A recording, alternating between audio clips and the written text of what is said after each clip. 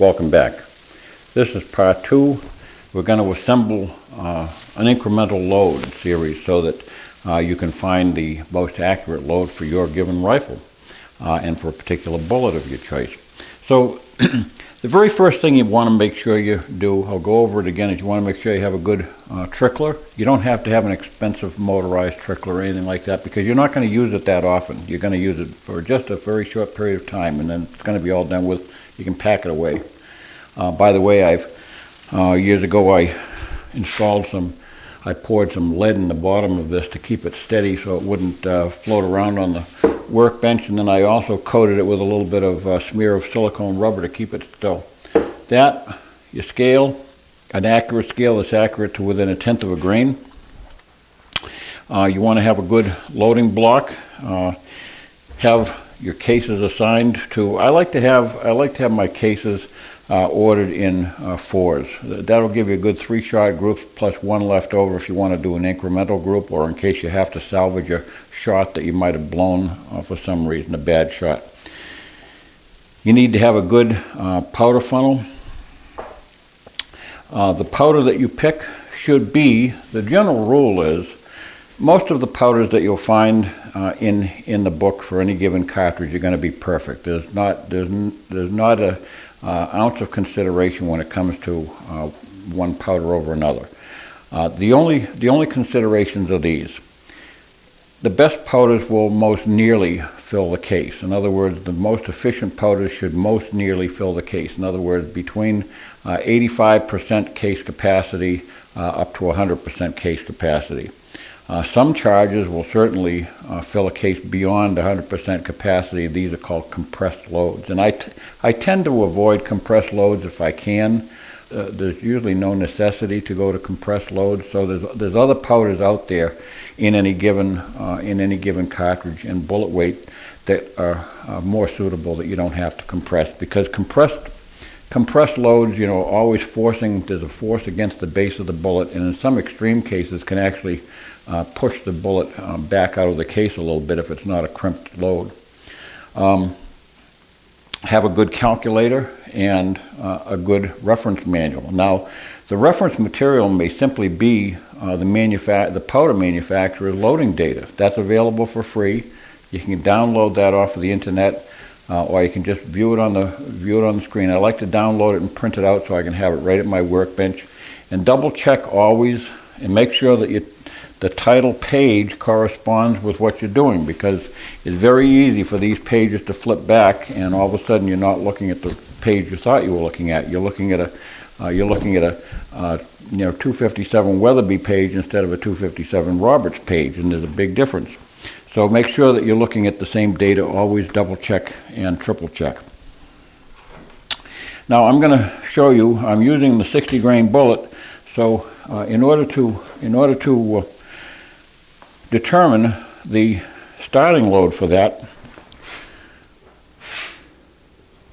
I simply go to accurate 4064 powder, which is listed right here, and the maximum charge is 36 grains of that accurate 4064 powder. Now that 36 grains is the maximum load by which you can calculate a 10% drop to begin with. Now, if you're working with an older rifle, military-style rifle like that, say an old Craig Jorgensen or old Springfield or something like that, you always want to start from 10% down from maximum. If you're working with a modern rifle of known quality, in other words, it's a rifle that has never been overstressed, it's a new rifle, you know its history, you can certainly work within 5% below maximum, and you're going to be well within safe parameters. Make sure that you check your book, your data, and if it specifies 36, 10% would be 3.6 below that. In fact, generally speaking, that's how the books will list the data. So 3.6 grains below that comes out exactly to 32.4 from 36. So that gives you exactly 32.4. So their book data, That's directly from the powder manufacturer. It's listed in the Lee loading manual, just as it comes from the powder manufacturer, all compiled. So they have a 10% reduction in their bottom load. Never go below the bottom load. Never, ever, ever, because there are circumstances where powder no longer burns predictably below the stated minimum.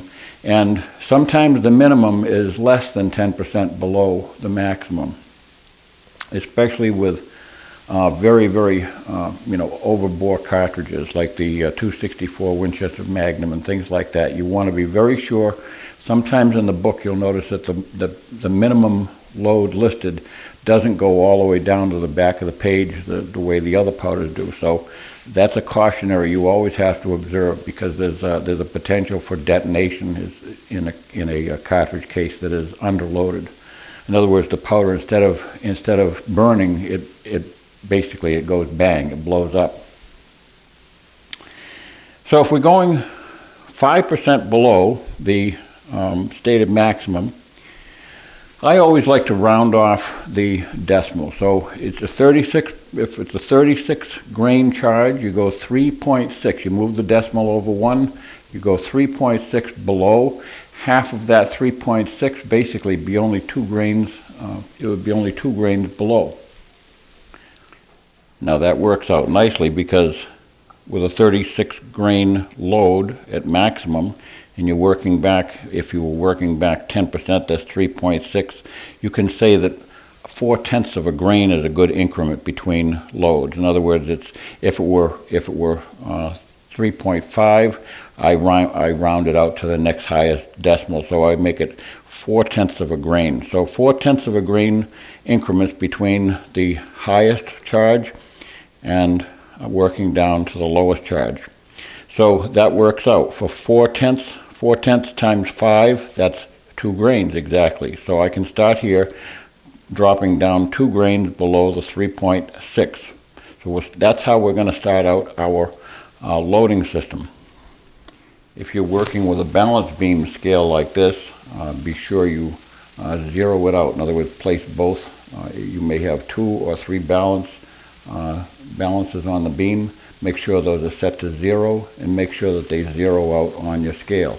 If they don't, then turn your balance wheel, your leveling wheel, and get those lines coordinated so that you have now level. Double check your 0, level it out. Then also make sure that your balance beam blade, make sure the blade is centered and not binding at the edges. Just make sure it's centered on the balance. Make sure you don't have, when you're doing this, make sure you don't have anything in your pan. Make sure that your pan is empty. So that's how you start out, so you know that you're starting with an accurate load. Make sure that there's no powders remaining in your trickler from a previous loading section. All right, then we want to establish what is our first load. Let's do that. Okay, so never waste your time and effort.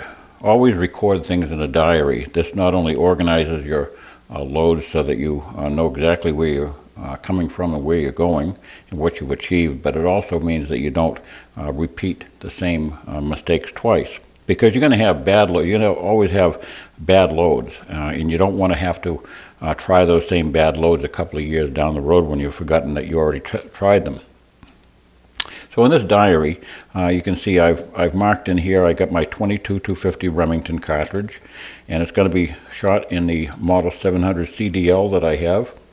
Always identify the rifle that it's being fired with, because it's only relevant to this particular rifle, remember. It's not relevant to any other rifle. The case is a Lapua. They're fired 3 times. They've never been annealed. And by the way, I'm only neck sizing cases. I didn't mark that down because that's my standard practice when I'm firing that particular rifle. And other accuracy rifles that are bolt action style. By the way, you can only neck size for bolt action or certain single shot rifles that have sufficient leverage to chamber them. Primers, I'm using Winchester WLR, that's Winchester large rifle. Powder is accurate 4064 powder right here. The burn rate, by the way, is 45 on the relative burn rate chart. The bullets are Hornady 60 grain hollow points. This is an incremental test series, just so I know what I'm performing here and what I'm recording.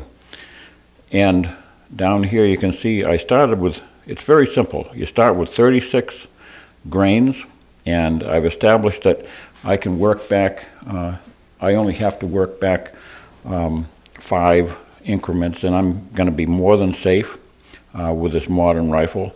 So I've started out with, very simple, you start out with 36 grains minus 0.4. I determined that 36, a tenth of 36 is 3.6. That averages out to 0.4. I don't have to go any finer than that. So 0.4, 4/10 of a grain equals 35.6, and then minus 0.4 equals 35.2, and so forth and so on until I go back 5 increments, and that's my starting point right here. So now we'll move over to the measure and show you how that sets up.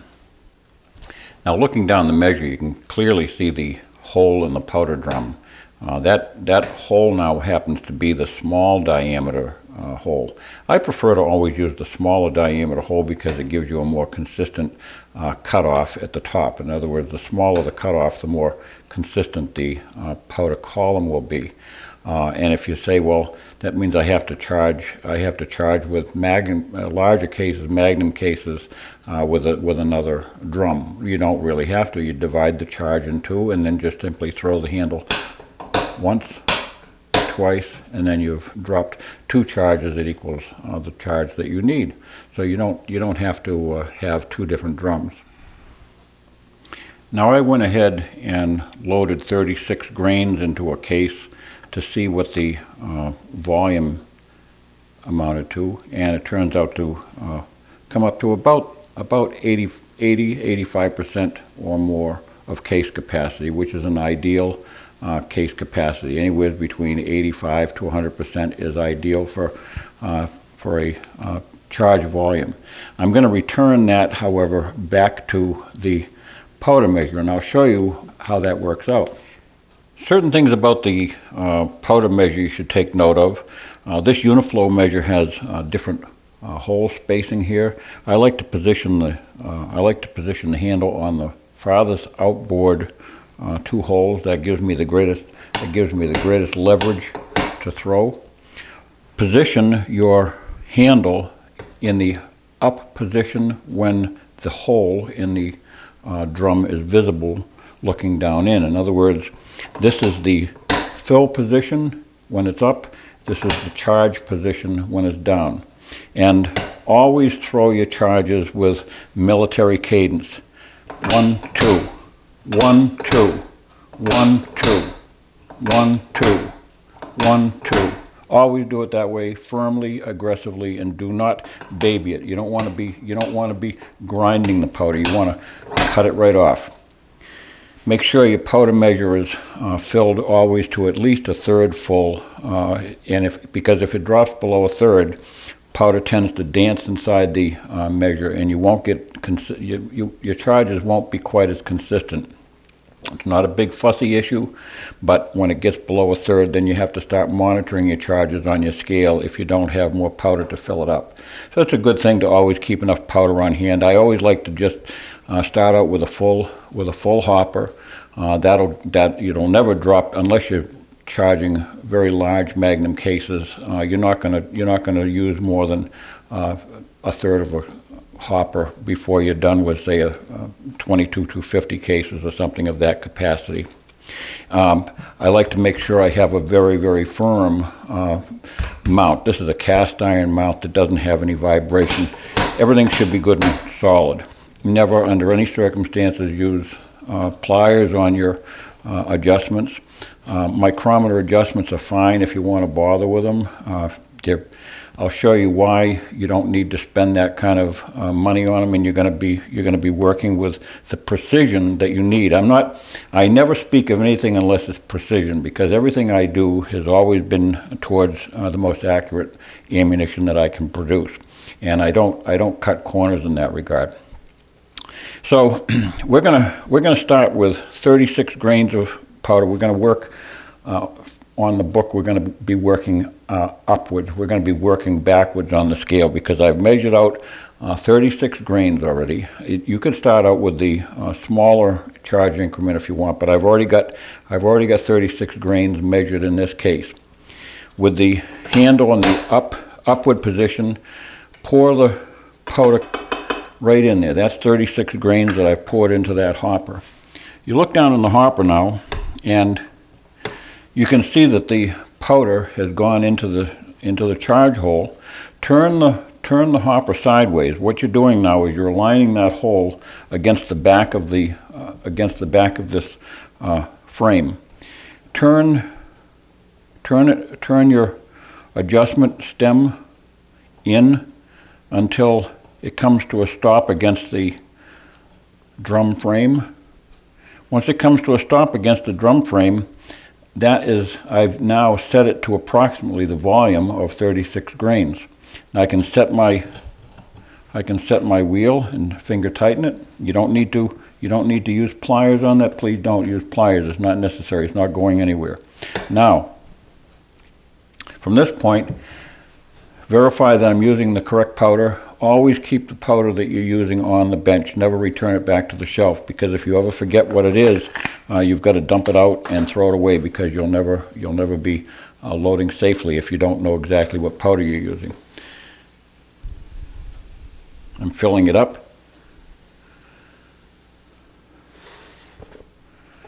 Again, cover it up. Don't smoke, by the way. I shouldn't even have to tell you that. And don't drink. None of those activities are conducive to safe loading. All I want to do first of all now is set up my scale up above here. Now, why people are afraid of these old beam scales is beyond me. They're very, very easy to set up and calibrate. Now, we've already got the beam calibrated at the other end, so that it's demonstrating that the beam is balanced. This is just like a doctor's scale in a doctor's office that you would have seen commonly for many, many years. Now there are 3 beam balances and there are 2 beam balances. This happens to be a simple 2 beam balance, the same as used on a doctor's scale. It's very, very accurate. The first thing I want to do is I want to set this to 36 altogether. So I set this one goes to 35. Each of these marks on this side of the scale represents 5 grains. 5 grains per mark. So I go to 25 plus 2 is 35. Make sure I look at that twice. Then move this over 1. 35 plus 1. That's my 36. That's my 36. That's just as accurate as any digital scale there is. And I don't use batteries. I don't have to plug it in. I don't have to worry about it. It's always there. It's always very accurate. Now, I want to take that same powder and put it in my trickler. You don't have to put a lot of powder in the trickler, just a tablespoon or 2. You don't have to fill it up. And get it started, because it takes a while to get that run in there. Okay, now get yourself kind of coordinated so that you can work comfortably. The very first thing I said, now 36 is my maximum charge. So I just want to get my powder funnel and set it first of all on my first case down below. We'll get back to that and I'll show you. Drop a charge into the pan. I'm going to waste 3 charges just to settle the powder. It's like that thing on the back of your cornflakes that says, contents settled during shipping. So you can see right there that that's not bringing it up to 36 grains. So now I just simply, so I'll throw that charge back into the top of the hopper. I always like to get in the habit of putting the cap right back on so it doesn't go anywhere. Now open up your stem by maybe a turn or 2, because it looked like it wasn't even beginning to move. throw another charge, put it back on. Oops, it's overcharged. So I'll screw it closed by a half a turn. Basically, it's you add plus minus until you arrive at your 36. Close it up a little bit.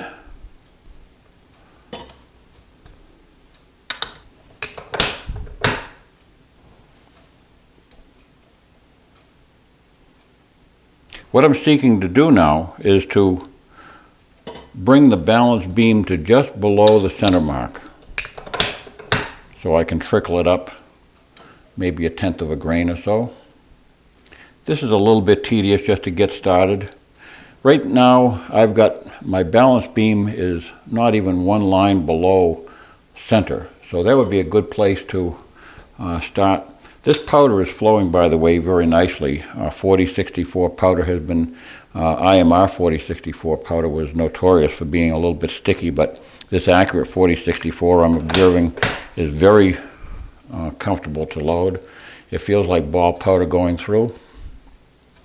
Now you can see where the balance beam is not quite up to zero. So now I just simply trickle it in, a few flicks. The powder's starting to flow down that tube now. That tube has a screw in it.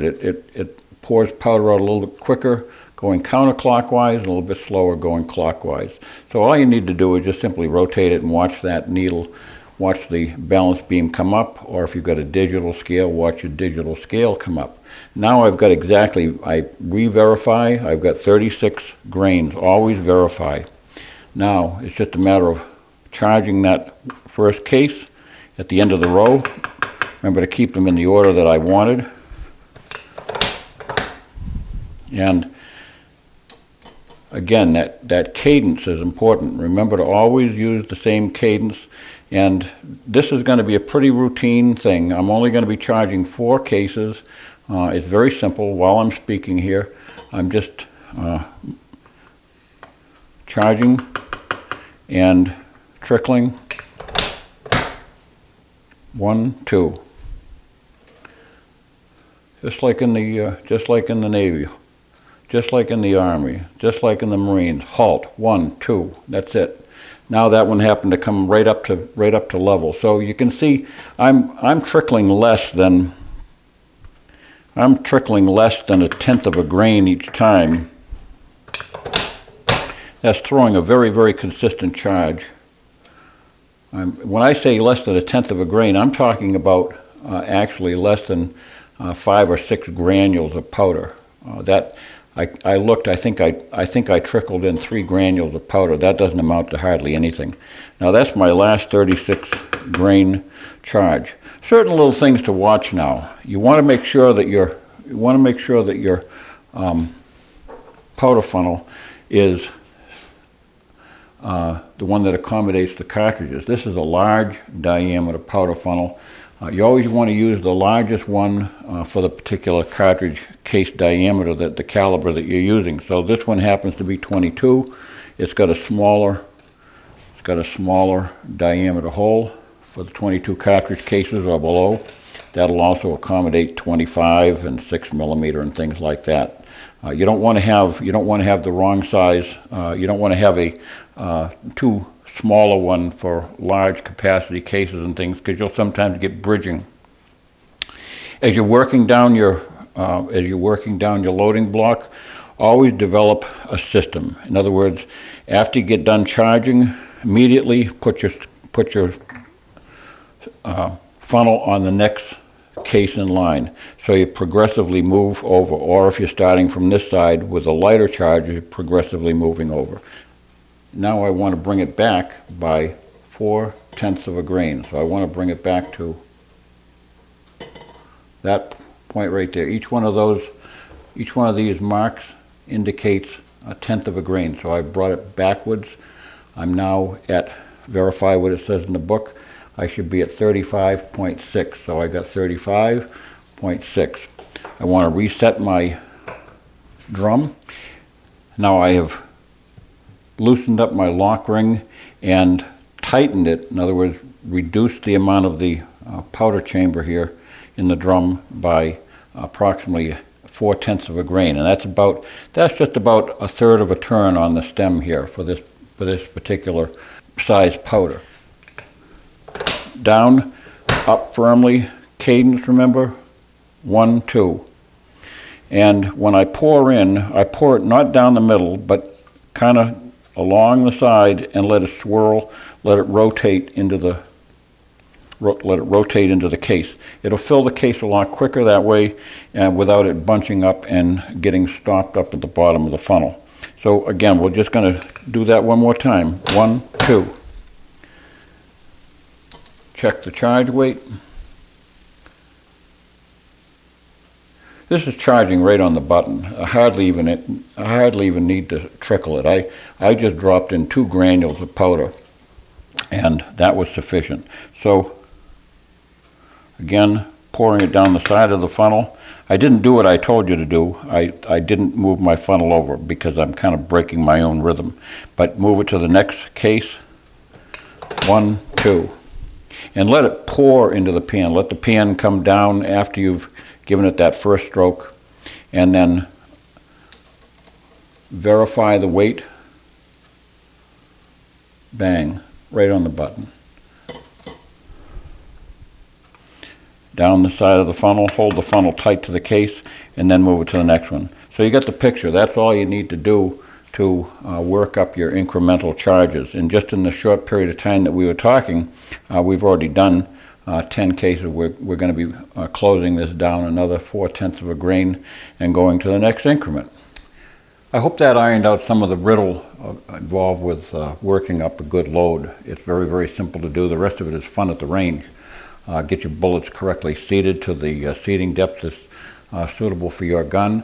And I'll talk about the seating depth again in another video. I did cover it in an older video, but which is still relevant.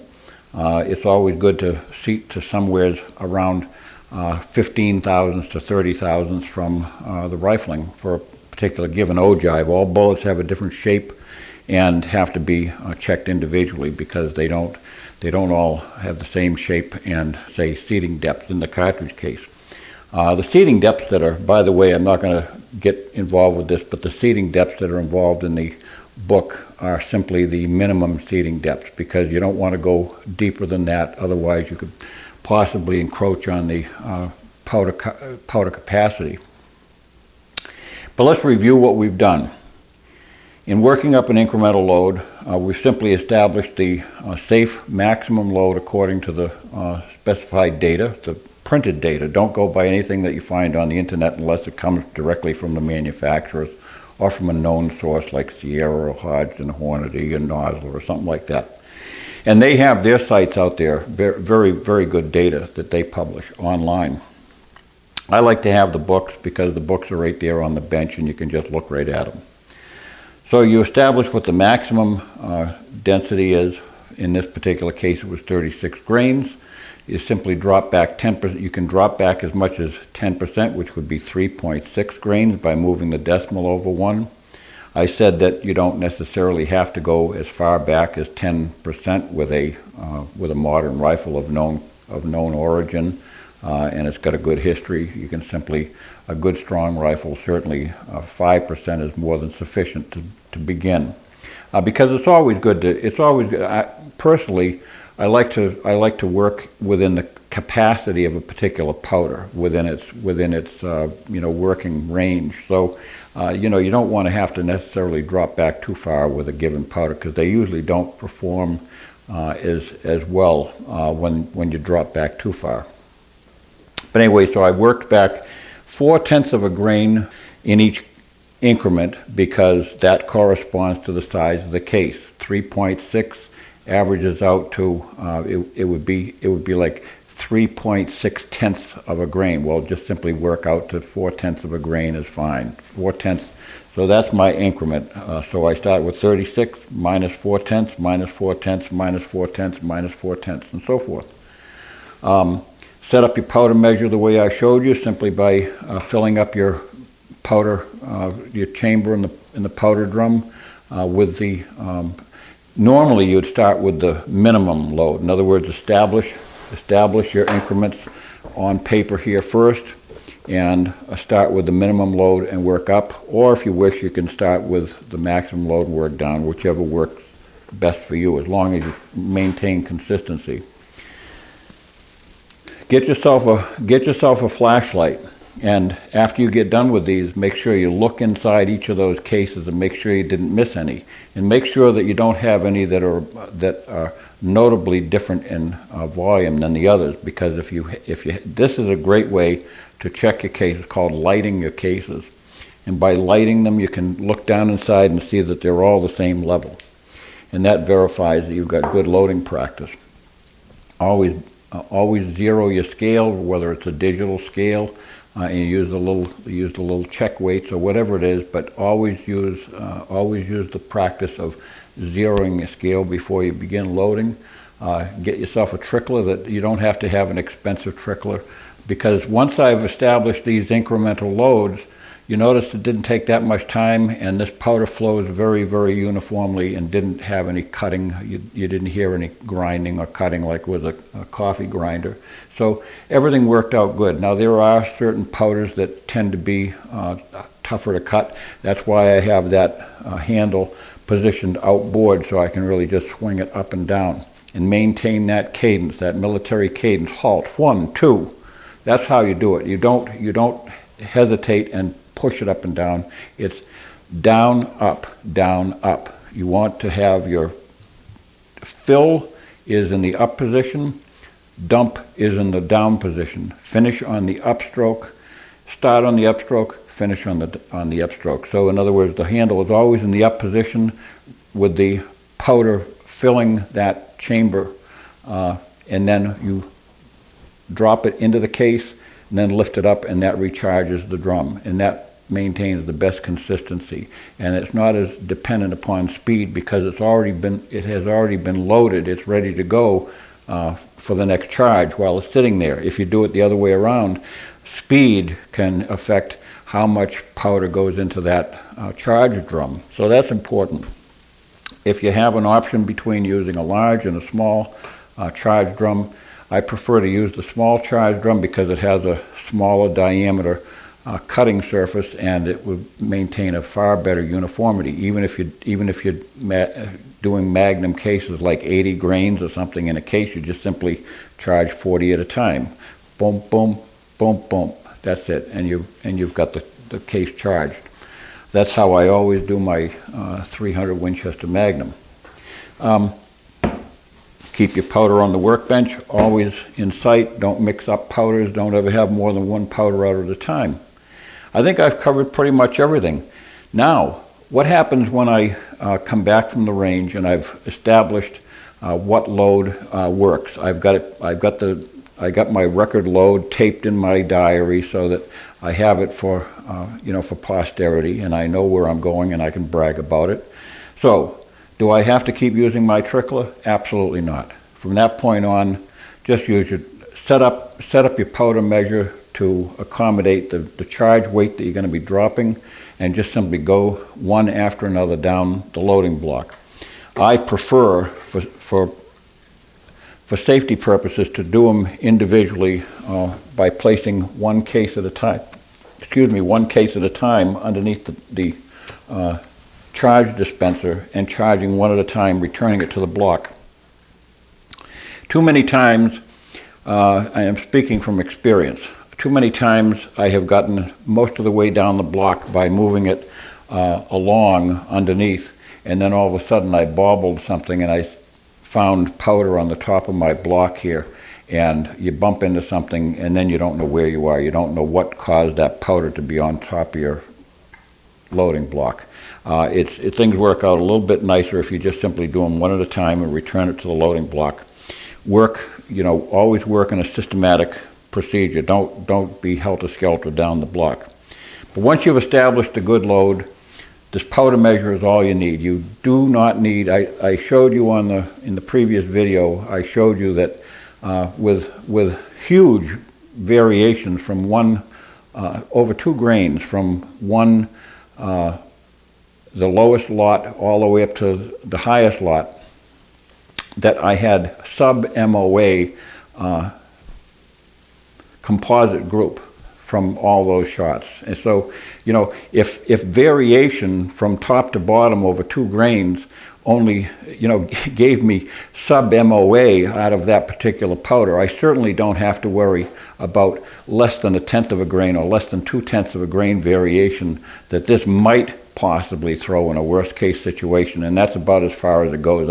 In all those loads, I only had as much as 3 or 4 granules of powder that I had to add to a particular charge to bring it up, and that's only, that's less than 1/10 of a grain. Each of those marks on the scale there represents less than 1/10 of a grain. So that's as simple as it gets. Don't cause yourself more work and more frustration, and you don't have to go out and buy a $400 powder trickler and measure combination and all that stuff. Keep it simple, and you'll be just as accurate as the next guy. Chances are, if you follow my regimen, you're going to be more accurate than most people, because you're going to be approaching it from a more logical, more from an understanding of what powders do, and not from just some theoretical base. All right, so thanks for watching. I encourage you to watch as many of my videos as you can. Please subscribe. God bless.